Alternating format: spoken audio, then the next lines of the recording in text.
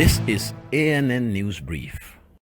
Schools in the Democratic Republic of Congo, DRC, are taking measures to strengthen hygiene to protect students from the deadly Ebola virus after new school term opened in September. More than 6,500 primary and secondary schools are in Ebola-affected areas of Ituri, North Kivu and South Kivu provinces.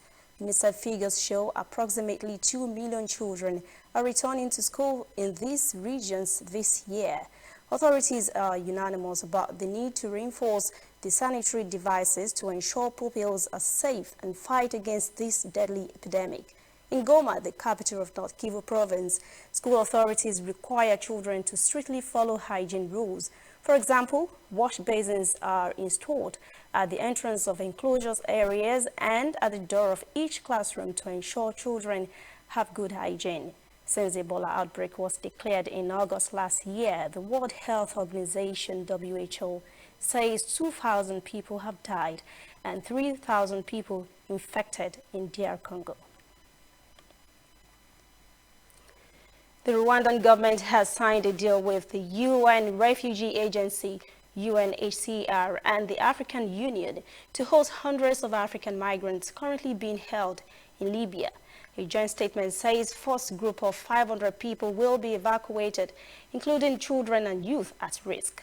The evacuation flights for those willing to go to Rwanda were expected to begin in the coming weeks. It added that at least 4,700 people are currently estimated to be held in dire conditions inside Libyan detention centers. It says options for the migrants would be worked out by the UNHCR once they arrived in Rwanda. Rwanda made the offer to give refuge to migrants after a video was released showing men being auctioned off as farm workers in Libya. Thousands of migrants head to Libya each year to try and make the dangerous crossing over the Mediterranean to reach Europe. Those who fail or are caught by the authorities when they arrive end up in detention centers. The policy of housing migrants within Africa is one way the EU is using to stop African migrants from arriving on its shores.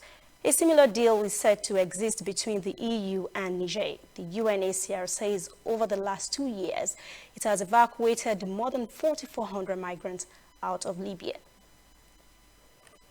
Stay with us to return after this message. Whether in your house, at your office, on your phone or online, we are there. We have the facts behind the headlines. We cut to the chase with the news you really need. We cover every angle. We are the bigger, better news network. We are African News Network. ANN. Watch ANN News on MITV from a truly African spirit.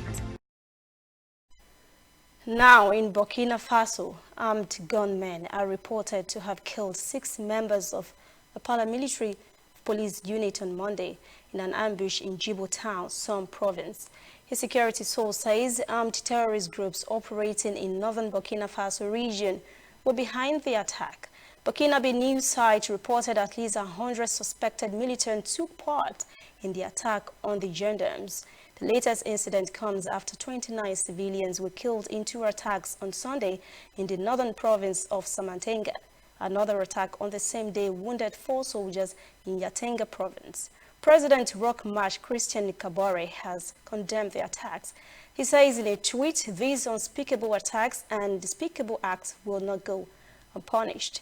The authorities have been trying to contain insurgency in the north and east of the country near its borders with Niger and Mali. That's CNN News Brief. For details on these and other breaking stories, visit our website, cnnafrica.news.